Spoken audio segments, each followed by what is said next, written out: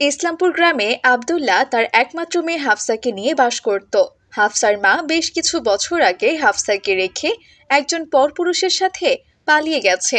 তখন হাফসার বয়স ছিল 2 বছর, আর এখন হাফসার বয়স হয়েছে 7 বছর। মা, আমাকে আমাকে ছেড়ে দাও মা, আমাকে মেরো না, আমাকে আর মেরো না। আমি তোমার সব কাজ করে দিচ্ছি। আমার আমার খুব লাগছে মা, ছেড়ে দাও। কি হয়েছে মা? তুমি কি কোনো খারাপ স্বপ্ন দেখেছো? হ্যাঁ বাবা, আমি দেখেছি আমার সৎমা আমাকে অনেক মারছে। বাবা, তুমি তো জানো কিছু সৎমায়েরা কত খারাপ হয়। তুমি আমাদের বাড়িতে কোনো সৎমা নিয়ে এসো না বাবা। আমি তো ছোট থেকে চাচির সাথে আছি, আর চাচির সাথেই থাকতে চাই। আমার কোনো সৎমা চাই না বাবা। তুমি যেটা ভাবছো তা সম্পূর্ণ ভুল। সব সৎ মায়েরা এত খারাপ হয় না মা। তাছাড়া আয়শা অনেক ভালো, সে বাড়িতে আসলে তোমাকে আগলে রাখবে। তাছাড়া তুমি তো এখনো তোমার নতুন মাকে দেখোইনি। আজই আমি তাকে বিয়ে করে এই বাড়িতে নিয়ে আসব, তখন তুমি দেখো সে ভালো নাকি খারাপ। তারপর না হয় তুমি আমাকে অভিযোগ করো, কেমন? কি ব্যাপার হাফসা, আমি শুনলাম তোমার বাবা নাকি নতুন বিয়ে করবে, আর তুমি কি না তাতে সায় দিলে? তুমি তোমার বাবাকে বলতে পারলে না যে তোমার কোনো সৎমা লাগবে না? সৎমায়েরা খুব খারাপ হয়, বুঝেছো? প্রথম প্রথম তোমাকে অনেক আদর করবে। যখন তোমার বাবা কাজে চলে যাবে তখন তোমাকে দিয়ে বাড়ির সমস্ত কাজ করাবে, বুঝেছো? আমাকে মারলে আমি বাবাকে বলে দেবো চাচি, তুমি কোনো চিন্তা করো না। তোমার বাবাকে বলে আর কি হবে বলো তো? তোমার বাবা কি আর তোমার কথা বিশ্বাস করবে তখন? এসব কথা বলে হাফসার চাচি তাদের বাড়িতে চলে যায়। আর এদিকে আব্দুল্লাহ আয়শা নামের এক মহিলাকে বিয়ে করে নিয়ে আসে। মা হাফসা, ও হচ্ছে আয়শা, তোমার নতুন মা। আজ থেকে আয়শা তোমার দেখাশোনা করবে। তোমার সব দুঃখ, কষ্ট, সমস্যা, সব কথা তুমি তোমার এই মাকে বলবে। আমি আমি কোনো সৎমা চাই না। আমি শুনেছি পর কোনোদিনও আপন হয় না। এভাবে বলে না মা, আমি তো আজ থেকে এই বাড়িতেই থাকবো। তুমি আমার সাথে সব সময় থেকো, তাহলে দেখতে পারবে আমি অন্যদের মতো নই। তাছাড়া আমার নিজের কোনো সন্তান নেই।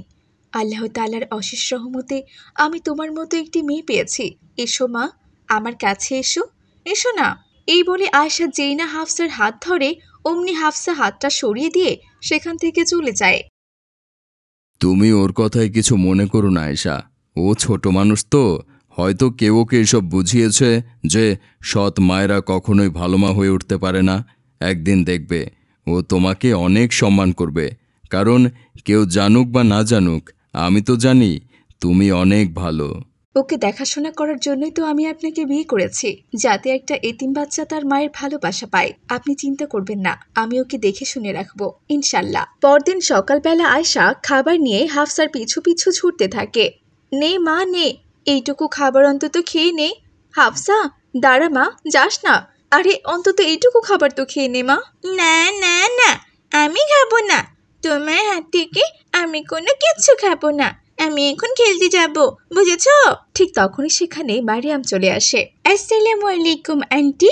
ওয়ালাইকুম আসসালাম। কি রে হাফসা, তোর এখনো খাওয়া শেষ হয়নি? তুই খেয়ে দিয়ে খেলতে আয়, আমি তাহলে গেলাম রে। আরে মারিয়াম, যাচ্ছ কেন মা? বসো, দাঁড়াও, আমি তোমাকে একটু খাইয়ে দিচ্ছি, এসো। না না আন্টি, আমি খেয়ে এসেছি, আর খাবো না।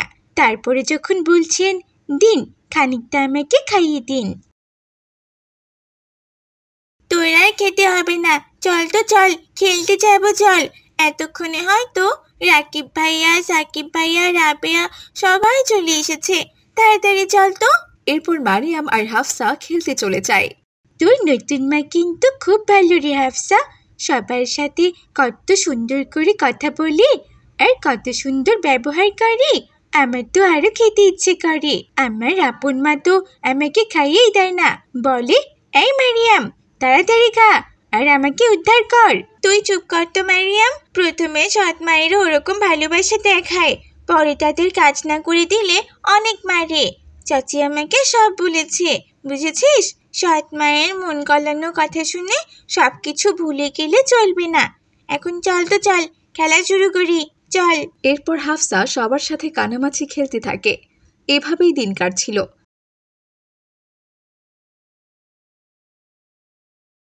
একদিন সকালবেলা আব্দুল্লাহ চেয়ারে বসে খবরের কাগজ পড়ছিল। হঠাৎই আব্দুল্লাহ চেয়ার থেকে পড়ে যায় আর অজ্ঞান হয়ে যায়। এরপর আয়শা আব্দুল্লাহকে নিয়ে হাসপাতালে চলে যায়। ডাক্তার জানায় আব্দুল্লাহর হার্ট অ্যাটাক হয়েছে আর সে ইন্তেকাল করেছে। আব্দুল্লাহ মারা যাওয়াতে আয়শা এবং হাফসা দুজনেই বেশ ভেঙে পড়ে। দেখতে দেখতে বেশ কয়েক মাস কেটে যায়। একদিন, শোনো আয়েশা ভাবি, ভাই তো আর এখন বেঁচে নেই, আর তার উপর এখন সবকিছুর দায়িত্ব তো তোমার। তোমাকে সংসার সামলাতে হবে, হাফসাকে লেখাপড়া করাতে হবে, আর তুমি তো জানোই ভাইয়ের শেষ ইচ্ছা ছিল হাফসাকে ডাক্তার বানাবে। ওকে পড়াশোনা করাতে গেলে তো অনেক টাকা লাগবে। তাই আমি বলছি কি, তুমি বরং আমাদের কাছে বাড়িটা বিক্রি করে দাও, বুঝেছো? এসব তুমি কি বলছো সুমি? এই বাড়িটা আমি কিছুতেই বিক্রি করতে পারবো না। আর তাছাড়া এই বাড়িটা বিক্রি করলে আমি আর হাফসা কোথায় থাকবো? তুমি হয়তো জানো না, এই বাড়িটা তোমার ভাই অনেক আগে হাফসার নামে লিখে দিয়ে গেছেন। হাফসার যখন 18 বছর বয়স হবে তখন আমি ওকে বাড়ির দলিলটা দিয়ে দিব, ইনশাল্লাহ। আচ্ছা ভাবি, তুমি ওই হাফসার জন্য এত কষ্ট কেন করবে বলো তো? হাফসা তো তোমাকে মা বলে স্বীকারই করে না, আর তোমাকে দেখতেও পারে না। তুমি ওর আশায় এই বাড়িতে কেন পড়ে থাকবে?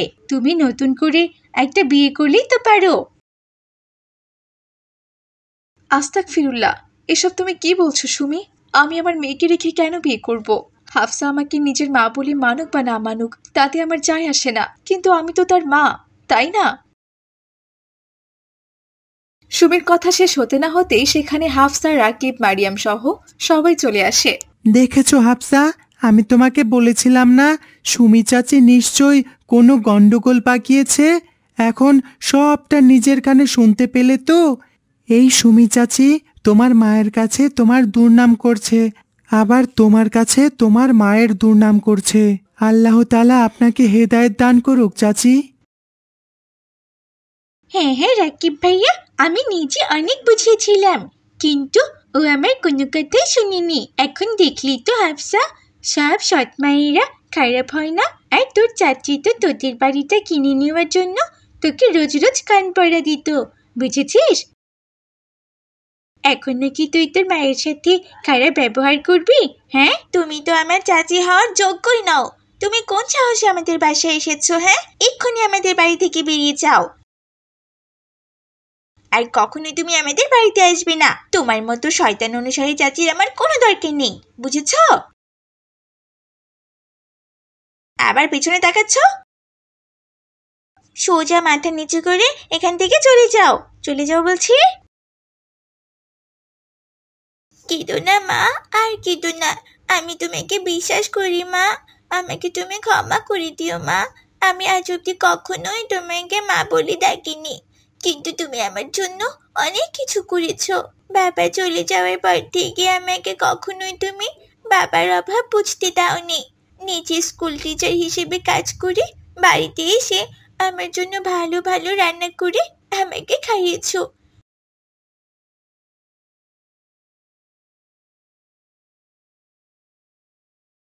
হাফসার মুখে প্রথমবার মা ডাক শুনে আয়শা ভীষণ খুশি হয়। সে হাফসাকে জড়িয়ে ধরে। এভাবেই হাসি খুশিতে তাদের দিন চলছে। মা, ও মা, তুমি কেন আমাকে মেরে ফেললে মা? সৎ মাকে কখনো মা হয় না বলো? আমি তো তোমাকে মা বলেই ডাকতাম, তুমি আমাকে কেন মেরে ফেললে মা? না না মা, আমি মারতে চাইনি, আমি তোকে মারতে চাইনি রে, বিশ্বাস কর। সে অনেক দিন আগের কথা।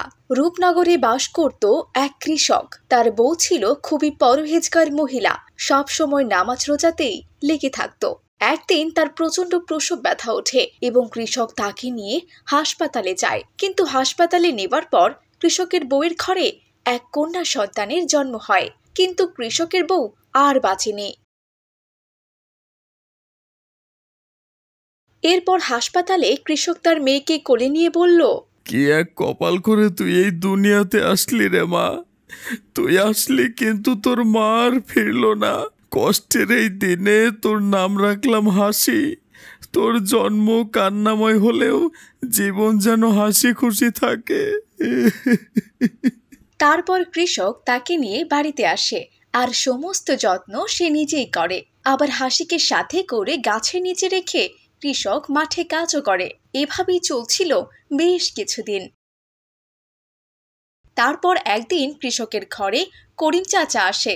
সে কৃষককে বলল, কি রে বাবা, এভাবে আর কতদিন? এভাবে যদি চলতে থাকে তাহলে যে তুই নিজে অসুস্থ হয়ে পড়বি, আর তখন এই বাচ্চা মেয়েটাকে কে দেখবে বল দেখিনি? তাহলে আমি কি করব চাচা? আমি যদি আরেকটা বিয়ে করি তাহলে সৎমা যদি আমার মেয়েটাকে কষ্ট দেয়? না, কষ্ট দিবে না। তুই একটা বিয়ে কর, মেয়েটাকে তো মানুষ করতে হবে, তাই না? এই বলে চাচা চলে গেলেন। আর তারপর কৃষক একটা বিয়ে করে এবং বউটি কৃষকের সামনে হাসিকে অনেক যত্ন আত্তি করত। এবং কৃষক যখন কাজে চলে যেত সে একদমই হাসির কোনো খেয়াল রাখত না। এইভাবেই কেটে গেল বেশ কয়েক মাস। এক পর্যায়ে হাসির সৎ মায়ের ঘরেও একটা মেয়ে বাচ্চার জন্ম হয়। আমার ঘরে আল্লাহ দুটি জান্নাত দিয়েছেন। আমার এক মেয়ের নাম যেমন হাসি, তেমন আজ থেকে তোমার নাম খুশি। এই বলে কৃষক চলে যায় তার কাজে এবং ধীরে ধীরে বড় হয়ে যায় হাসি ও খুশি দুই বোন। একদিন সৎমা হাসিকে ডেকে বলল, হাসি, এই হাসি, কোথায় গেলি রে তুই? এদিকে আয় তো একটু। কি হয়েছে মা, আমাকে ডাকছিলে? যা, তাড়াতাড়ি করে এই বাসনগুলো ধুয়ে নিয়ে আয়, আর তারপর সমস্ত কাপড়গুলো ধুয়ে আনবি, বুঝতে পেরেছিস? আচ্ছা মা, ঠিক আছে। তারপর হাসি কাজ করতে চলে যায়। তখন খুশি এসে হাসির কাজে সাহায্য করতে শুরু করে। আর তখনই তার মা সেখানে আসে আর হাসিকে বলে, কিরে হতচ্ছাড়ি, তুই কিনা আমার এইটুকু মেয়েটাকে দিয়ে কাজ করাচ্ছিস?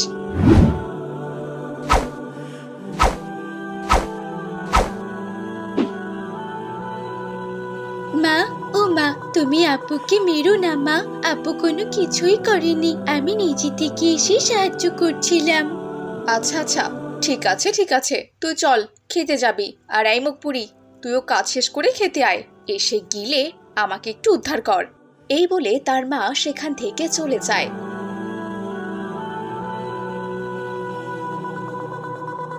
এবং খুশি ও হাসি গিয়ে খেতে বসে। খুশির প্লেটে ডিম আছে কিন্তু হাসির প্লেটে ডিম নেই।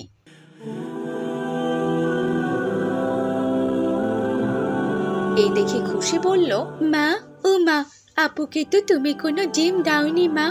আপু কি তাহলে ডিম খাবে না? দরদ, তোমাকে দিয়েছি, তুমি খাও, এত কথা বলো না তো।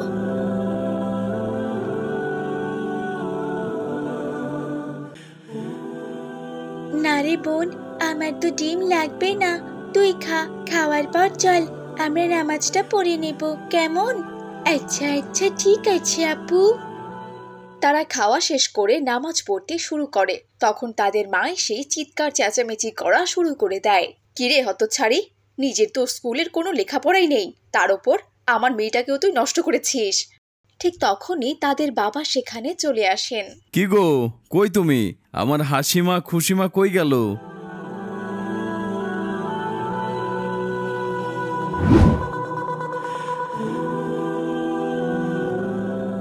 মাশাআল্লাহ, আমার হাসিমা তো অনেক সুন্দর করে বোনকে নিয়ে নামাজ আদায় করছে। না না, তোমার হাসিমা নয়, তোমার খুশিমা নামাজ পড়ছে হাসিকে নিয়ে, বুঝতে পেরেছো? সে যেই যাকে নিয়ে নামাজ পড়ুক না কেন, কথা তো হলো নামাজ পড়া নিয়ে। বাবা বাবা, তুমি জানো মায়না একদম নামাজ পড়ি না, আর শুধু শুধু আপুকে বকা দেয়। এই তুই চুপ কর তো, বড়দের মাঝখানে তোকে কে কথা বলতে বলেছে? হ্যাঁ, যা যা এখান থেকে। ছাড়ো তো, ও তো ছোট মানুষ। কৃষক খাওয়া শেষ করে তার মেয়ের হাতে 10 টাকা দিয়ে গেল। তারপর তার মা এসে হাসির হাত থেকে সেই টাকাটা নিয়ে বলল, এই মেয়ে, এই টাকাটা দে দেখি, তোর আবার টাকার কিসের দরকার শুনি?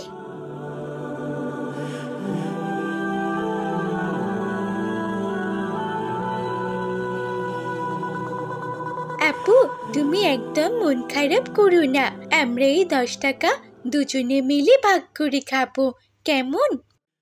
তারপর একদিন রাতে প্রচণ্ড বৃষ্টি ও ঝড় শুরু হয়, আর সেই সময় মা হাসিকে ডেকে বলল, হাসি, যা তো, দোকান থেকে এক বাক্স মোমবাতি নিয়ে আয়, যা। মা, এত ঝড় বৃষ্টি হচ্ছে, এই ঝড় বৃষ্টির মধ্যে আমি কিভাবে যাব? তোকে আমি যেতে বলেছি না, এক্ষুনি যা। এরপর হাসি 50 টাকার নোট হাতে নিয়ে দোকানে যায়। সে মোমবাতি কেনে আর সেখান থেকে 10 টাকার চিপস খেয়ে নেয়। বাসায় এসে তার মা তাকে জিজ্ঞেস করে, কিরে হাসি, সে 10 টাকা কোথায়? হ্যাঁ, আসলে মা, আমি আমি একটা চিপস কিনে খেয়েছি। কি বললি তুই? হতচ্ছাড়ি কোথাকার, আজই হবে তোর শেষ দিন। এই বলে সে হাসিকে মারতে থাকে।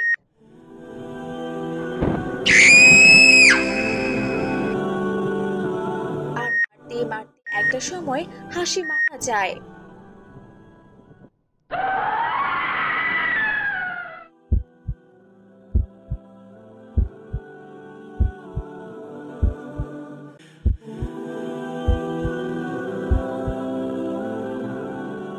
হাসি, এই হাসি, আরে ওঠ।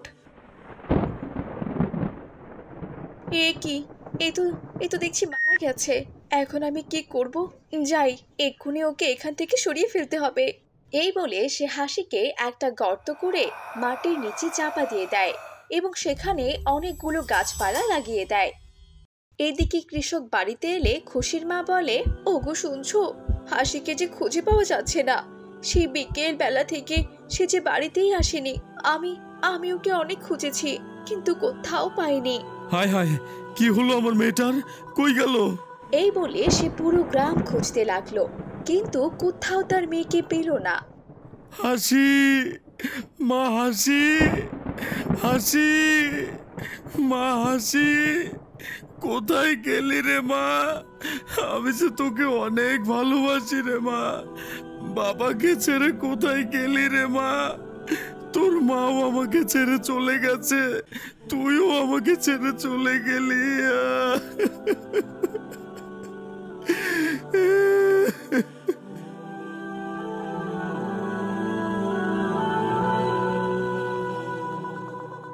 আজ যদি আমার হাসিটা থাকতো, তাহলে এই বড় মাছের মাথাটা আমি তাকেই দিতাম।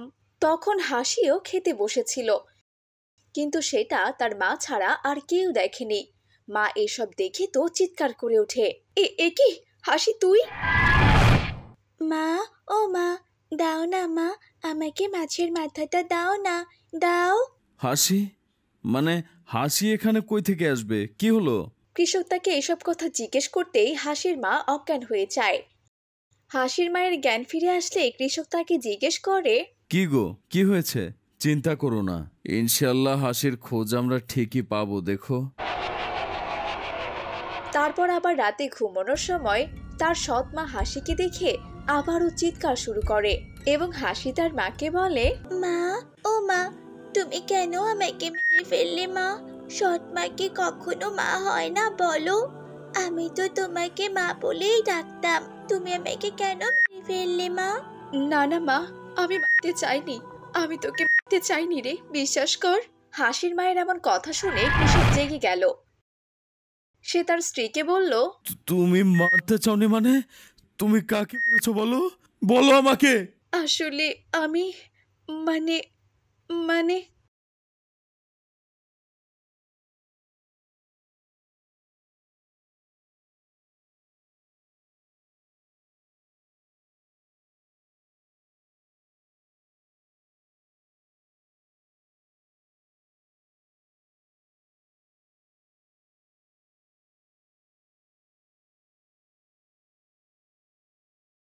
হাসির সৎ মা তার বাবাকে সবকিছু খুলে বলে এবং হাসির কবরের কাছে তাকে নিয়ে যায়। আর কৃষক কাঁদতে কাঁদতে বলে, আমি পারলাম না মা, তোর দুঃখ ভরা জীবনে একটু হাসি এনে দিতে।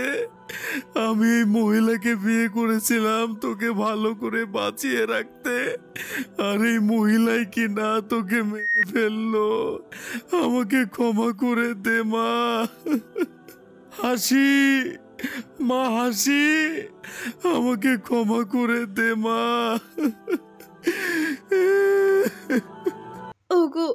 বিশ্বাস করো, আমি তাকে শুধু শাসন করতে চেয়েছিলাম গো।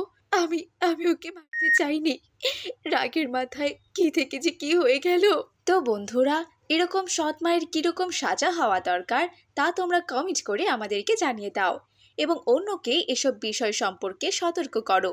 তার জন্য এই ভিডিওটা অনেক শেয়ার করা দরকার। অনেক মায়েরা ছেলেমেয়ে রেখে পালিয়ে যায় আর সন্তানের উপর দুঃখ নেমে আসে। তাই সবাইকে অনুরোধ রইল এই ভিডিওটা শেয়ার করার।